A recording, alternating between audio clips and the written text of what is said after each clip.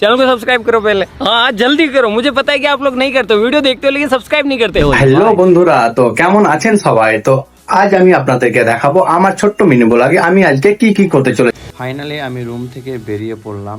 বাজারের উদ্দেশ্যে যাওয়ার জন্য বেরিয়ে আসলাম। তো চলো আমি বাজার করবো। তো তো বাজারে এসে দেখি একটা ফুলকপি নিলাম, ফুলকপি আমাকে খেতে ভালোই লাগে, তো রসুন ছিল না, রসুন নিয়ে এলাম। ফাইনালি বাজার করা শেষ, তো চলো রুমে যাই।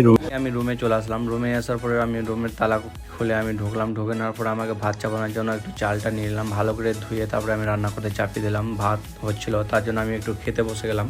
তো পুরি নিয়ে আসলাম, খেয়ে নিলাম। তারপরে আমি সবজিগুলো বাজার থেকে নিয়ে আসলাম, টমেটো, পেঁয়াজ, লঙ্কা, এগুলো আগে থেকে আমার রুমে ছিল, তো কেটে এইগুলো একটা লইয়াতে ভালো করে রেখে দিলাম সিদ্ধ করার জন্য। তো ফাইনালি সিদ্ধও হয়ে গেল। সিদ্ধ হয়ে যাওয়ার পরে আমি এগুলোকে এক জায়গায় রাখলাম রান্না চাপানোর জন্য। তো ফাইনালি আমি রান্না চাপানোর জন্য তেল আগে থেকে আমি মশলা করে রেখেছিলাম, লবণ, হলুদ, সব কিছু মশলা দেওয়ার পরে আমি রান্নাটা ভালোভাবে কমপ্লিট করে নিলাম। তো ভিডিওটা ভালো লাগলে অবশ্যই লাইক, কমেন্ট, শেয়ার করতে ভুলবেন না।